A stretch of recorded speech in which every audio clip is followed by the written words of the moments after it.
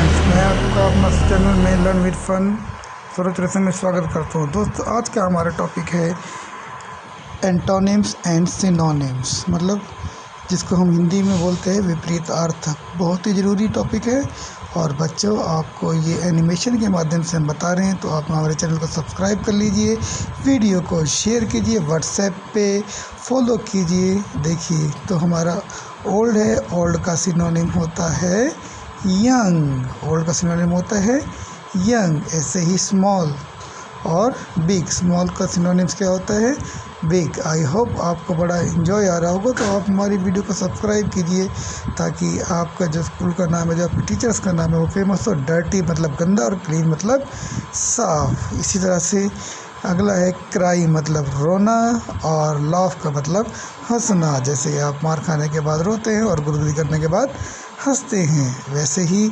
Dry का मतलब है सूखा। छतरी में लड़की सूखी और बारिश में लड़का वेट हो गया मतलब गीला हो गया, तो सूखा का उल्टा गीला हो गया। इसी तरह से फुल का मतलब भरा हुआ और एम्प्टी का मतलब खाली। मम्मी आपको फुल लंच देती है, एम्प्टी करके घर ले आते हो, विपरीत अर्थक हो गया। गिव का मतलब देना और इसी तरह का गेट का मतलब लेना। गेट का मतलब लेना, गिव का मतलब देना। एम्प्टी का मतलब भरा हुआ और फुल का मतलब एम्प्टी का मतलब खाली और फुल का मतलब भरा हुआ। इसी तरह से लाइट का मतलब प्रकाश या रोशनी और डार्क का मतलब अंधकार, अंधेरा, घना अंधेरा।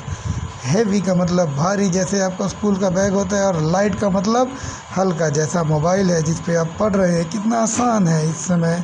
और फास्ट का मतलब है तेज़ और स्लो का मतलब होता है धीरे, जैसे कोई लड़का तेज़ भागता है और कोई लड़का स्लो भागता है। इसी तरह से अगला हमारा है नॉइज़ी। नॉइज़ी का मतलब शोर मचाना और क्वाइट का मतलब होता है एकदम शांत, एकदम खामोश, शांत एकदम। ऐसे ही सॉफ्ट का मतलब होता है मुलायम और हार्ड का मतलब होता है कठोर। जैसे घर में बेड है सॉफ्ट है, स्कूल में बेंच है हार्ड है। स्ट्रॉन्ग का मतलब होता है मजबूत और वीक का मतलब होता है कमज़ोर। तो आप खाना खाइए और आपको स्ट्रॉन्ग बनाइए। इन फ्रंट ऑफ होता है आगे और बिहाइंड होता है पीछे। तो आप फ्रंट पे हैं, ये पे। हैप्पी का मतलब होता है खुश और एंग्री का मतलब होता है गुस्सा। जब फेवरेट चीज़ बनती है तो आप हैप्पी हो जाते हो, जब नहीं बनती तो आप एंग्री हो जाते हैं। इसी तरह से डेफनिंग और साइलेंट। डेफनिंग का मतलब शोर मचाना और साइलेंट का मतलब खामोश। ऐसे ही होता है फास्ट का मतलब तेज और स्लो का मतलब होता है धीरे धीरे, धीमे धीमे, धीमे धीमे धीमे। इसी तरह से बॉय का मतलब होता है लड़का और गर्ल का मतलब होता है लड़की। इसी तरह से अगला हमारा सिनोनिम है बिग। देखिए, बड़ी बॉल है, स्मॉल मतलब छोटी बॉल है, मतलब बिग मतलब बड़ा और स्मॉल मतलब छोटा। तो आपको देखिए एनिमेशन के माध्यम से अपोजिट हम कर रहे हैं। टू थ्रो मतलब फेंकना और टू का मतलब पकड़ना। तो आपका भी फ़र्ज़ बनता है कि आप इनको याद करें। इसी तरह से है टू कम मतलब आना और टू को मतलब जाना, ये भी हमारा अपोजिट है। इसी तरह से देखिए है अस्लीप। अस्लीप का मतलब होता है सोना, जैसे आप रात में सोते हैं। और अवेक का मतलब सुबह उठना, जब मन नहीं करता आपका तभी भी आप उठ ही जाते हैं। इसी तरह से पुल का मतलब होता है खींचना और पुश का मतलब होता है धकेलना, है ना बेटा। इसी तरह से अगला है क्लोज्ड मतलब बंद और ओपन का मतलब खुला हुआ। तो अभी आपके स्कूल क्लोज चल रहे हैं, ऑनलाइन क्लास ओपन है।